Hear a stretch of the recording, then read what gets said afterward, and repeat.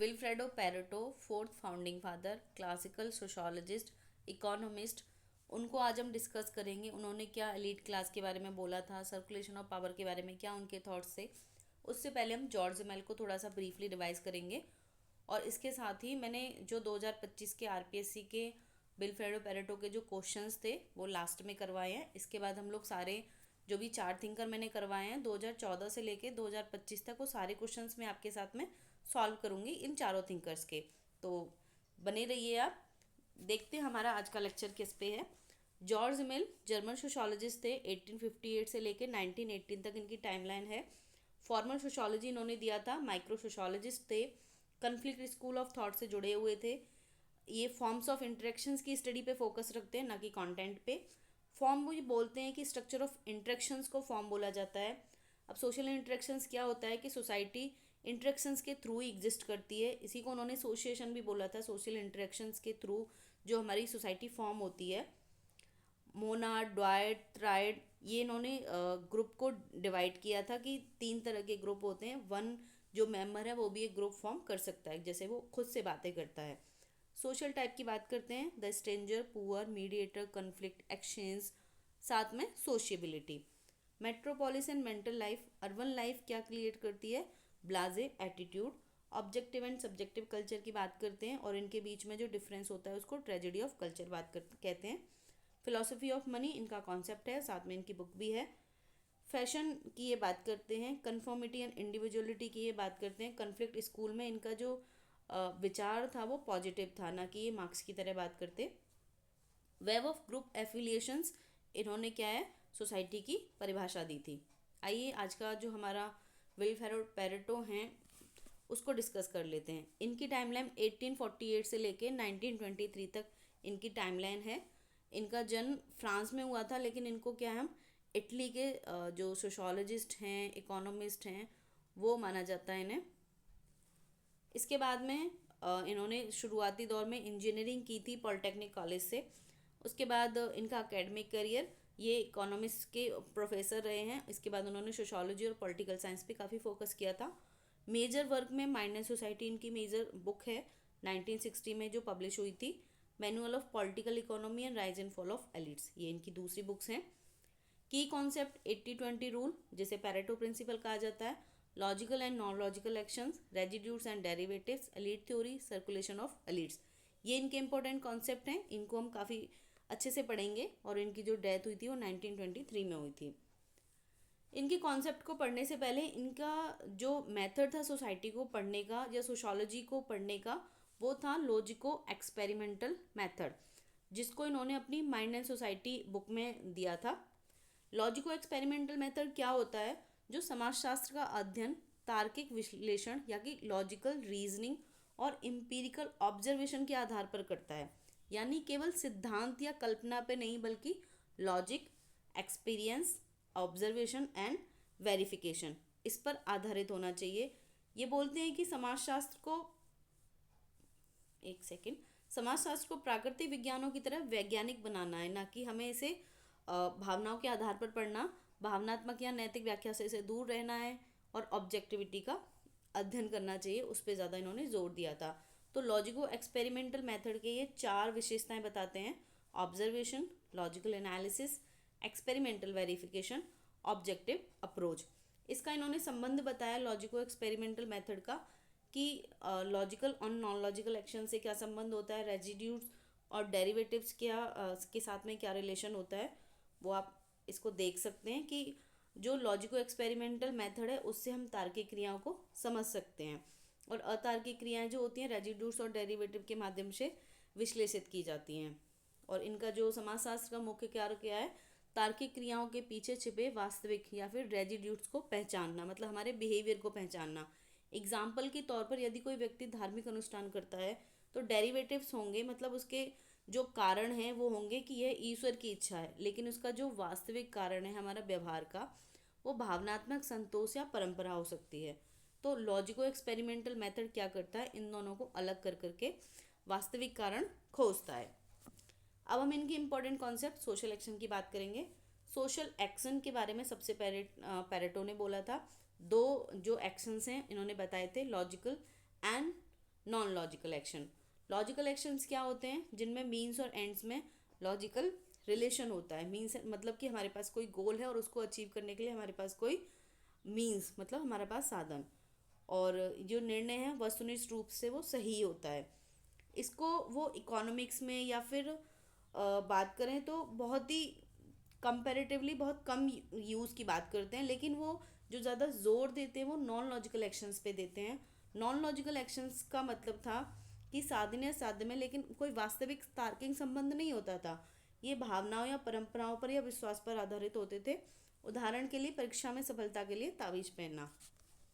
यही वो बोलते हैं कि समाजशास्त्र का मुख्य अध्ययन क्षेत्र अतार्किक क्रिया है। नॉन लॉजिकल एक्शंस पे उन्होंने फोकस किया था, क्योंकि अधिकांश जो हमारे सोशल बिहेवियर्स होते हैं वो भावनाओं से प्रेरित होते हैं, ना कि हमारे जो लॉजिकल एक्शंस हैं उनसे प्रेरित होते हैं, क्योंकि लॉजिकली चीज़ें तो हम बहुत कम करते हैं। इसके बाद रेजिड्यूट्स की बात करते हैं। रेजिड्यूट्स क्या होते हैं?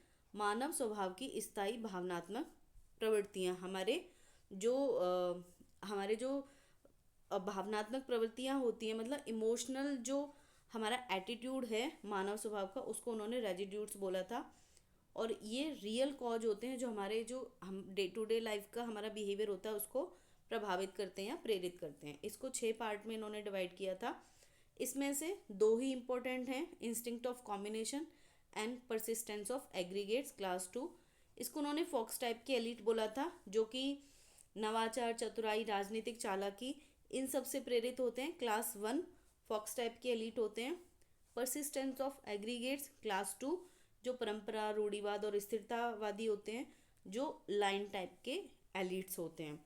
इसके साथ ही need of experiencing expressing sentiment, जो कि धार्मिक अनुष्ठान, प्रतीकवाद। 4th है हमारा रेजिड्यूट्स ऑफ सोशेबिलिटी, जो समूह भावना या निष्ठा पर फोकस होते हैं। और व्यक्तित्व की अखंडता, इंटीग्रिटी ऑफ इंडिविजुअल। और लास्ट है सेक्सुअल रेजिड्यूट्स, यौन प्रवृत्तियाँ। तो बाकी आप 6 को भी अपने ध्यान में रखें, क्योंकि अभी आरपीएससी का क्वेश्चन ये आया था। तो बाकी आपको जो फोकस रखना है वो 2 पे रखना है, फर्स्ट और सेकंड पे, कौन सा क्लास 1 है कौन सा क्लास 2 है। बाकी इनको आप सिर्फ जनरली याद कर सकते हैं कि कौन कौन से 6 दिए थे। उसके बाद हम देखते हैं डेरिवेटिव्स। डेरिवेटिव्स क्या होते हैं? वे तर्क या स्पष्टीकरण जो लोग अपने व्यवहार को सही ठहराने के लिए देते हैं। हमारे जो रीजंस हैं जिसके थ्रू हम अपना जो व्यवहार कर रहे हैं उसको सही ठहराएंगे, उसको उन्होंने क्या बोला था? डेरिवेटिव्स बोला था। ये कोई रियल रीजंस नहीं होते, लेकिन फॉर्मल लॉजिक होते हैं हमारा। वो उसके लिए कौन कौन से लॉजिक हो सकते हैं उसके टाइप उन्होंने बताए हैं: असर्शन, अथॉरिटी, सेंटिमेंट, एग्रीमेंट्स और वर्बल प्रूफ्स। तो ये 4 टाइप के इन्होंने बताए हैं कि हमारे लॉजिकल जो तर्क हैं, हमारे जो असर्शन हैं, वो 4 टाइप के होते हैं। ठीक है। उसके बाद एलीट थ्योरी की बात करते हैं, जो इनका इंपॉर्टेंट कॉन्सेप्ट है। अभी तक हमने लॉजिको एक्सपेरिमेंटल मेथड, जो कि उनका सोसाइटी को पढ़ने का एक मेथड था, और उसके बाद logical and non logical action और सोशल एक्शन की बात की है। अब देखेंगे एलीट थ्योरी क्या है। एलीट थ्योरी है वह वर्ग जिसके पास अपने क्षेत्र में सर्वोच्च योग्यता या उच्चतम अंक होते हैं। ठीक है। जो हाईएस्ट अथॉरिटी होती है जिनके पास में, उसे उन्होंने क्या बोला था? एलीट्स बोला था। एलीट्स 2 टाइप के हैं, governing and non governing elites. इसको भी इन्होंने सेंट साइमन से लिया था। तो ये क्वेश्चन भी आप याद रखें, क्योंकि ये भी आरपीएससी में आया हुआ है। Governing and non governing elites को उन्होंने किससे प्रभावित होकर लिया था? सेंट साइमन से। बस आपको ज़्यादा डिटेल में नहीं जाना है, बस इतना याद रखना है। और समाज में हमेशा जो माइनॉरिटी होते हैं वो एलीट ही क्या करते हैं? शासन करते हैं। ठीक है। तो इनका मानना था कि जो माइनॉरिटी जो एलीट्स हैं वो मेजॉरिटी को रूल करते हैं। तभी तो उन्होंने 2080 का जो रूल दिया था, वो उसका भी यही कहना है कि 20% जो एलीट हैं वो 80% को शासित करते हैं। और बाकी और काफ़ी सारी चीज़ों में 2080 का रूल है वो काफ़ी एप्लीकेबल है। पेरेटो के अनुसार जब एलीट अपनी योग्यता के बजाय एस्क्राइब्ड स्थिति के कारण सत्ता में बने रहता है, तो उसको उन्होंने क्या बोला था? समाज में गिरावट या जड़ता आने लगती है। तो इसे इन्होंने लाइन टाइप्स के जो एलीट्स हैं वो बोला था। और उसके साथ में जो सृजनात्मकता, ऊर्जा, नवाचार पर फोकस रखते हैं वो फॉक्स टाइप के एलिट्स होते हैं। ये भी इन्होंने लाइन एंड फॉक्सिस जो वर्ड हैं वो मैकियावेली से ले लिया था। तो दो क्वेश्चंस आप याद रखेंगे कि governing and non governing elites जो है वो सेंट साइमन से लिया गया है, उसके साथ ही लाइन एंड फॉक्सिस जो है वो मैकियावेली से लिया गया है। अब लायन जो हैं वो कौन से टाइप के एलिट्स होते हैं? क्लास 2 टाइप के रेजिड्यूट्स होते हैं। फॉक्सेस हैं जो वो क्लास 1 टाइप के रेजिड्यूट्स होते हैं। इनको भी आप याद रखेंगे क्योंकि ये काफ़ी कंफ्यूजिंग टर्म्स होती हैं और आप इनको बार बार अगर रिवाइज करेंगे तो आपको इजीली याद हो जाएंगे। पेरेटो ने यह विचार मैकियावेली से लिया था। लाइन जैसे कि हम पहले डिस्कस कर चुके हैं, परंपरावादी स्थिरता पर फोकस रखते हैं, आवश्यकता पड़ने पर बल का भी प्रयोग करते हैं। उदाहरण अगर हम देखें तो एक सैन्य शासन जो अनुशासन और राष्ट्रीय एकता पर जोर देता है।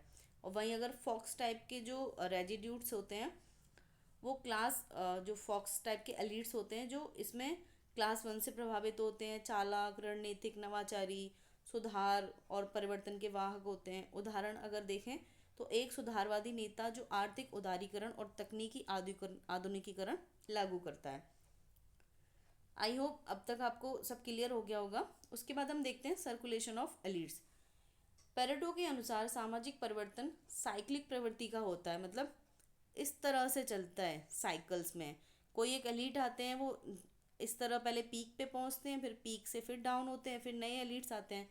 तो इन्होंने क्या बोला था? सामाजिक परिवर्तन को साइक्लिक बोला था।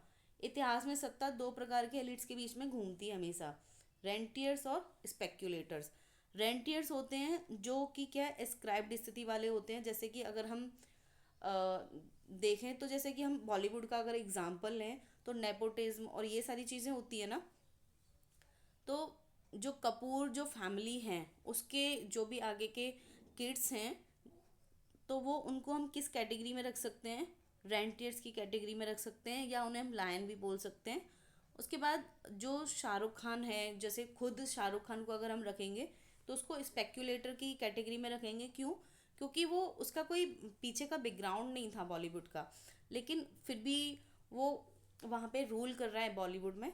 तो उसको क्या बोलेंगे हम? फॉक्स टाइप के जो एलिट्स हैं वो बोलेंगे या फिर स्पेक्यूलेटर्स। ठीक है। जब एक प्रकार का अभिजन अत्यधिक प्रभावी हो जाता है तो असंतुलन उत्पन्न होता है, तब उसकी दूसरी तरह का उसकी जगह ले लेता है। इसी निरंतर परिवर्तन को उन्होंने क्या कहा था? Circulation of elites. मतलब एलिट्स का क्या है? सर्कुलेशन होता रहता है। एक एलिट निरंतर नहीं रह सकता। मतलब अगर कई 4-5 पीढ़ियाँ उसकी राज कर रही हैं लेकिन कोई ना कोई ऐसी पीढ़ी ज़रूर आएगी कि उसको डाउन कर देगी, फिर नई पीढ़ी का राज हो जाएगा। ये इसी के थ्रू उन्होंने क्या किया था? सोशल चेंज का जो सिद्धांत है उसको उन्होंने परिभाषित किया था, जिसे इन्होंने थ्योरी ऑफ सोशल चेंज कहा जाता है कि जब एक वर्ग जो कमज़ोर हो जाता है तो दूसरा उसकी जगह ले लेता है। ठीक है। फिर इनकी जो बुक्स हैं वो देख लेंगे। ट्रेटो डी सोशलिया जनरल इटैलिक, मतलब ये इटली की जो लैंग्वेज है इटैलिक में लिखी गई है। माइंड एंड सोसाइटी 1960, यही इसकी बुक का ट्रांसलेशन है इंग्लिश में। ये इनकी इम्पोर्टेंट बुक है। बाकी ये और भी बुक इनकी दी हुई हैं, आप इनको देख सकते हैं। अब हम इनकी जो सिद्धांत के साथ साथ देखते हैं आरपीएससी के जो क्वेश्चंस आए हैं ना वो किस तरह के क्वेश्चंस आते हैं। और हर साल इनसे क्वेश्चंस आते ही हैं क्योंकि ये फाउंडेशन के जो हमारे थिंकर हैं वो हैं और हमारे उसमें 2 पेपर होते हैं तो उसमें से क्वेश्चन आते ही हैं। अब एक नई जो आप एडिशन कर सकते हैं, सोशोलॉजिकल राइटिंग्स बुक के लेखक कौन है? Vilfredo Pareto. ठीक है। विल्फ्रेडो पैरेटो ने आर्थिक क्षेत्र में शेर के लिए किस शब्द का प्रयोग किया था? अभी हमने देखा था किस शब्द का प्रयोग किया है? ये रेंटियर्स का शब्द का प्रयोग किया था। मैं अभी इसके बाद निम्नलिखित सिद्धांतों में से निम्नलिखित विद्वानों में से किसे बुर्जुआजी का कार्ल मार्क्स कहा जाता है? विल्फ्रेडो पैरेटो को कहा जाता है Karl Marx of bourgeoisie. Vilfredo Pareto के अनुसार कौन सी अवधारणा समाजशास्त्र के लिए प्रासंगिक है लेकिन अर्थशास्त्र के लिए नहीं है? तो कौन सी है इसमें? समाजशास्त्र के लिए होती है maximum utility of the group और सोसाइटी एज अ होल। ये इन्होंने किसके लिए दी थी? सोशोलॉजी के लिए दी थी, क्योंकि इनका काफ़ी काम है क्या, इकोनॉमिक्स में भी था। इसके बाद है मूल प्रवृत्तियां अथवा भावनाएं विल्फ्रेडो पेरेटो के अनुसार परस्पर एक दूसरे से भिन्नताएं रखते हैं। उन्होंने इस संदर्भ में 6 प्रकार की चर्चा की है। निम्न में से कौन सा उन 6 प्रकारों में सम्मिलित नहीं है? तो देखेंगे आप कौन कौन सा है। इंस्टिंक्ट की अभी हमने 6 टाइप के इंस्टिंक्ट्स की बात की थी। Instinct for combination, instinct for of group persistent, need of experiencing sentiment by external act. इसकी उन्होंने कोई बात नहीं की है। Instinct for exclusion. ठीक है। नेक्स्ट क्वेश्चन है विल्फ्रेडो पेरेटो के अनुसार कौन सी अवधारणा समाजशास्त्र के लिए प्रासंगिक? ये दोबारा आ गया क्वेश्चन। नेक्स्ट है विल्फ्रेडो पेरेटो के अनुसार अभिजात वर्ग की 2 श्रेणियां क्या हैं? तो 2 श्रेणियां कौन सी थी उनकी? एलिट्स को उन्होंने governing elites and non governing elites में डिवाइड किया था। In the circulation of elites foxes represent which kind of residues? तो कौन से टाइप के रेजिड्यूट्स की बात करते हैं वो? रेजिड्यूट्स ऑफ कॉम्बिनेशन। ठीक है। नेक्स्ट है इन the circulation of elites foxes represent, ये क्वेश्चन भी हो गया है। Who is the author of problems of the philosophy of the history? ये क्वेश्चन मुझे लग रहा था जिमेल वाले में मैंने शामिल नहीं किया, तो ये जिमेल का है, इसलिए मैंने इसको शामिल किया था। जो पेरेटो हैं उनके अनुसार अधिकांश मानवीय क्रियाएं क्या होती हैं? तो कौन सी होती हैं? नॉन लॉजिकल एक्शंस होते हैं उनके अनुसार, क्योंकि जो सोशियोलॉजी के अध्ययन का क्षेत्र है वो भी क्या है? नॉन लॉजिकल एक्शंस ही है। ठीक है। Next question, residues in Pareto's theory refer to? Pareto के सिद्धांत में रेजिड्यूट्स का क्या अर्थ है? जो अतार्किक क्रियाओं के पीछे के मनोवैज्ञानिक जो तर्क होते हैं उसी को उन्होंने क्या बोला था? रेजिड्यूट्स बोला था। ठीक है। डेरिवेटिव्स क्या होते हैं? फिर डेरिवेटिव्स होते हैं उनके लिए जस्टिफिकेशन देना। नॉन लॉजिकल एक्शंस के लिए क्या हम दे रहे हैं? Logical actions. अगर लॉजिकल हम क्या जस्टिफिकेशन दें तो। पेरेटो ने रेजिड्यूट्स को कितने टाइप्स में बांटा था? 6 टाइप में बांटा था। सर्कुलेशन ऑफ एलिट्स का क्या मतलब है? सर्कुलेशन ऑफ एलिट्स का मतलब है कि replacement of one elite by another. Pareto का मेजर वर्क कौन सा है? Mind and society. नेक्स्ट, ये असर्शन रीजनिंग है। Residues are the real motives behind non logical actions. Residues अतार्किक क्रियाओं के वास्तविक प्रेरक तत्व होते हैं, ये क्योंकि डेरिवेशन वो भावनात्मक प्रवृत्तियां हैं जो समाज में स्थिर रहती हैं। अब इसका जो आंसर है वो सी है। सी क्यों है? क्योंकि आर जो है वो फॉल्स हो गया। इमोशनल सेंटिमेंट नहीं होते हैं और जो कांस्टेंट नहीं रहते, वो डेरिवेटिव्स तो क्या है वो चेंज होते रहते हैं। तो इसी का आंसर क्या हो जाएगा? सी हो जाएगा। नेक्स्ट क्वेश्चन है जो पेरेटो हैं उन्होंने अभिजात वर्ग को शासक और अवशासक वर्ग में विभाजित किया था। केवल गवर्निंग एलिट्स जो हैं वो ही जो पॉलिटिकल पावर है उसमें डायरेक्टली क्या करते हैं? भाग लेते हैं। ये दोनों जो स्टेटमेंट हैं वो आपस में सही हैं, लेकिन एक दूसरे की जो क्या है व्याख्या नहीं कर रहे हैं। तो इसका जो आंसर हो जाएगा वो बी हो जाएगा। नेक्स्ट है लोमड़ियाँ उन अभिजातों का प्रतिनिधित्व करती हैं जो चतुराई और चालाकी से शासन करते हैं, क्योंकि शेर उन अभिजातों का प्रतीक है जो बल और परंपरा पर निर्भर करते हैं। ये दोनों स्टेटमेंट इंडिविजुअली सही हैं लेकिन आपस में कनेक्टेड नहीं है, तो इसका आंसर क्या हो जाएगा? बी हो जाएगा। सही है लेकिन इसकी सही व्याख्या नहीं है। पेरेटो मार्क्स से सहमत है कि वर्ग संघर्ष समानता की ओर ले जाता है, क्योंकि पेरेटो का सिद्धांत वर्ग समानता के बजाय अभिजात प्रभुत्व पर केंद्रित था। तो जो ए जो है वो गलत है और आर जो है सही है, तो इसका आंसर क्या हो जाएगा? डी हो जाएगा। तो यही क्वेश्चंस थे। आई होप आपको लेक्चर पसंद आया होगा। Thank you. Happy learning and then like and subscribe.